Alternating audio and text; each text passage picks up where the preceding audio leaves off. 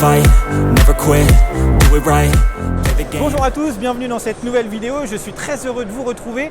Je vais vous présenter la nouvelle Civic hybride. Elle est ici en avant-première française. Donc on va faire le tour de la voiture ensemble. Je vais vous montrer vraiment toutes les spécificités de cette 11e génération qui passe à l'hybride. Elle nous réserve beaucoup de surprises et vous allez voir, c'est vraiment très intéressant. Donc c'est parti pour le tour de la voiture. Donc déjà nouveau bouclier, hein, comme on peut voir. Alors, on a les petits radars qui ont été du coup déplacés en haut sur cette nouvelle phase. Je ne sais pas ce que ça va donner en réalité au niveau de la détection d'obstacles. J'imagine que ça a été très bien pensé et que ça a été étudié. Sinon, ils ne l'auraient pas fait chez Honda. Alors, autre petite particularité qu'on nous a expliqué, c'est que comme on peut voir ici au niveau des ailes, on a en fait le passage là de roue qui ressort, enfin ou du moins qui est droit et qui est aligné complètement avec les roues.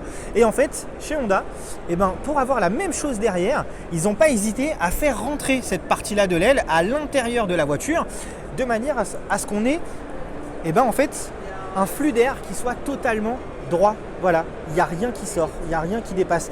Tout est complètement aligné. Et ça, je trouve ça vraiment génial. Tout est vraiment pensé. Hein. Alors, on passe à l'arrière. La signature lumineuse, elle est vraiment magnifique. On va y revenir. Mais je voudrais m'attarder sur quelques petits détails. Hein. Au niveau des bas de caisse, on a des petits rajouts qui ont été mis. Voilà, donc ça, c'est vraiment sympa. Ça fait quand même très sport. Hop, comme on peut le voir, hein, c'est quand même vraiment sympa. Alors ils ont le souci du détail hein, sur les salons. Sur le stand Honda, on a toutes les roues qui sont alignées avec le H là dans le bon sens. Et ça, j'ai trouvé ça juste génial. Alors on nous a montré une petite particularité que je voulais partager avec vous. C'est que les gicleurs de lave-glace ont été intégrés dans les essuie-glaces directement. Pour un souci de design, de premium. Voilà, on a absolument rien en fait sur le capot. On n'a rien au niveau de la baie de pare-brise. C'est juste très bien pensé. Donc on va continuer le tour. Hein. Donc dites-moi ce que vous pensez du design de cette nouvelle Civic qui du coup, je vous le répète, passe à l'hybride. Alors j'aime beaucoup en fait l'arrière. On a le diffuseur qui a été mis sur cette voiture. Alors ça fait tout de suite très sport. Hein. Franchement, j'ai hâte de découvrir la Type R parce que si sur la version de série classique, on a un diffuseur comme ça, qu'est-ce qu'ils vont nous sortir sur la Type R? Franchement, je me le demande. Alors on va vous montrer le coffre un peu. Hop. Donc le coffre est quand même très grand. Alors moi j'aime énormément en fait cette ouverture là. Ici pour charger c'est juste génial. Donc comme on l'avait déjà vu sur le HR-V, on n'a plus de plage arrière rigide, hein, on a que du souple. Donc ça se déplace sur le côté. On en a une double qui se situe en haut. Donc ça c'est quand même très bien fait. Alors on aurait pu aimer avoir des petites manettes ici pour rabattre les sièges. Seulement voilà, là je suis au niveau du pare-choc. Je ne touche pas le pare-choc. Et là juste en tendant mon bras, j'ai la possibilité en fait de le faire directement. Donc les manettes auraient été un plus, mais finalement c'est pas vraiment non plus le plus essentiel.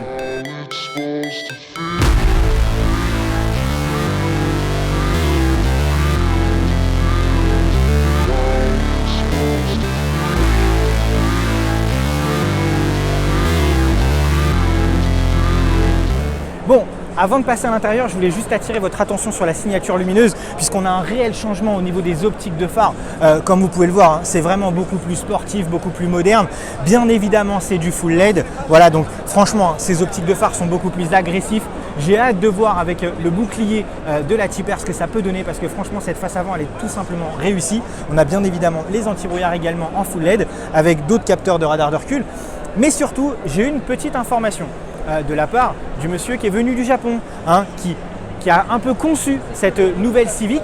Et je voulais savoir pourquoi les poignées qui auparavant étaient ici sur les anciennes générations, pourquoi elles se retrouvent ici. Et bien tout simplement, c'est pour que ce soit plus facile pour les enfants. Parce qu'effectivement, attraper la poignée là pour les enfants, c'est quand même beaucoup plus simple que d'aller la chercher en haut. Voilà, tout simplement, Honda est très pragmatique comme toujours. Donc voilà, allez, on passe à l'intérieur. Je vais ouvrir la portière et vous allez voir. Voilà, on a un habitacle qui est quand même très réussi. Moi j'aime beaucoup, donc je vais m'installer, je vais vous montrer un peu tout en détail. Vous allez voir, on a des petites particularités sur l'habitacle. Au niveau du panneau de porte, comme vous pouvez le voir, on a un bel élément qui a été mis ici, hein, qui a été inséré là dans le panneau de porte. Néanmoins, on n'en a pas au niveau de la commande de vitres pour la simple et bonne raison, c'est que Honda l'a bien compris. le laquer comme ça s'abîme énormément. Et donc de ne pas l'avoir mis ici, ça va éviter en fait toutes les traces, les rayures. Ça va éviter que ça s'abîme tout simplement. Et donc, encore une fois, c'est dans la longévité, la durée. On sait que ça ne s'abîme pas, ça ne se raye pas. Et donc forcément, c'est plus solide, ça tient plus longtemps. Alors oui, effectivement, c'est peut-être un peu moins esthétique. Mais perso, ça ne me dérange pas. Donc je m'installe. Voilà. Donc on est quand même vraiment très bien installé au volant de cette nouvelle Civic. J'aime beaucoup au niveau de la planche de bord. Vous avez vu, hein, le laqué a été remis ici. Ça fait très premium. J'aime bien ce petit bouton là qu'on a pour en fait l'aérateur. Voilà, vous voyez, hein, c'est très joli avec ce petit nid d'abeille. On a du coup la possibilité là d'ouvrir ou de fermer les volets et donc là de diriger le flux d'air. On récupère les boutons de luminosité ici pour tout ce qui est tableau de bord, etc. On a bien évidemment les boutons de la même manière que sur le HR-V, que sur la Jazz, qui nous servent à désactiver les options, les aides à la conduite et autres, hein, puisque là on a le parc assist, on a le SP et on a du coup toutes les aides on a toutes les aides liées à la conduite de la voiture. Voilà, pardon. Au niveau du volant, j'ai envie de vous dire, je vais laisser mon caméraman monter à l'arrière, on va fermer les portes, on va se mettre dans l'ambiance et vous allez voir tout ça en détail. Bon, alors je vais vous montrer un peu l'habitacle de cette nouvelle Civic 11e génération. Donc comme vous pouvez le constater, ceux qui ont déjà regardé les vidéos sur le HR-V, vous allez le voir, on retrouve quand même pas mal d'éléments du HR-V. Mais moi ça me plaît parce que j'ai beaucoup aimé le HR-V, donc je suis vraiment très content que ça a pu être réutilisé en fait au niveau de cette nouvelle Civic. Donc on a voilà, au niveau de la console centrale, c'est très joli, j'aime beaucoup en fait, je sais pas ce que c'est comme matériau, mais en tout cas la finition est vraiment très sympa, je trouve le design est cool. Voilà, on récupère le chargeur à induction, déconnectable, exactement de la même manière que le HR-V, donc ça c'est cool. On a exactement pareil au niveau des USB, un USB pour charger, un USB pour les médias, donc je vais allumer, vous allez voir, ça va être sympa. Hop, on m'a donné les clés, donc maintenant je peux mettre le contact sans la démarrer, parce que c'est important, on est quand même sur un salon. Et on va baisser la musique, hein, dis donc. Voilà, donc au niveau de la commande de chauffage, j'aime beaucoup, c'est très lumineux. Alors par contre, on n'a pas cette petite particularité qu'on avait dans le HR-V. Si vous vous souvenez bien, dans le HR-V, lorsqu'on augmentait la température, ça passait en rouge ici, et lorsqu'on baissait, ça passait en bleu. Et donc là, c'est tout éclairé blanc comme ça. C'est vraiment très sympa. Franchement, j'aime beaucoup aussi, hein. On récupère vraiment pas mal de choses. Alors, si vous voyez là ici, on a vraiment la continuité en fait de la grille d'aération, avec du coup le flux d'air qu'on peut diriger. Voilà, hop, comme ça. Donc ça c'est vraiment sympa. Franchement, je trouve que l'intégration de la planche de bord est très réussie. Et au niveau des matériaux, c'est en tout cas c'est à l'aspect beaucoup plus qualitatif qu'effectivement sur le HR-V où les gens, des retours que j'avais pu avoir, les gens ont dit c'est un peu plastique, etc. Et ben là non, pas du tout, on est sur du plastique moussé. Voilà, c'est très qualitatif, ça rend très bien. Alors, j'ai parlé tout à l'heure, hein, du laqué. Là, on a une bande laquée. C'est très joli, mais encore une fois, il faudra faire très attention à nettoyer parce que le laqué, ça raye très vite. Mais il y a des tutos pour ça sur la chaîne, donc n'hésitez pas à aller les voir. Concernant le volant, on récupère, alors c'est un peu différent. Si vous avez vu là, en fait, on récupère, alors on n'a plus des boutons, on a quasiment en fait un joy là directement pour monter et descendre. Pareil ici pour les volumes, mais sinon globalement, on a les mêmes choses. On a la partie média sur la gauche du volant et la partie aide à la conduite sur la droite du volant. Vous pouvez voir le compteur. Voilà, on va vous montrer un peu au niveau du compteur. Et comme vous pouvez le voir, c'est quasiment la même chose que sur le HR-V. Donc voilà, moi j'avais bien aimé sur le HR-V, donc forcément, j'aimerais également sur la Civic, ça va de soi. Je trouve que c'est très lisible.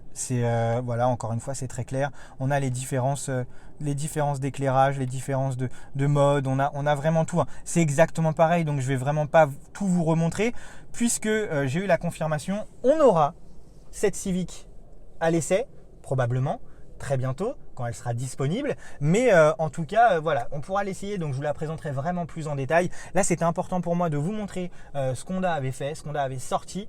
On va terminer sur la partie intérieure du tableau de bord. Vous avez vu, hein, on récupère exactement le même écran avec les médias, l'Apple CarPlay, etc. Tout est très fonctionnel, on a tout à portée de main. Et on a la même chose que sur la Jazz. Et ça, moi, j'avais beaucoup aimé. Quand vous manipulez en fait votre écran, vous avez la possibilité de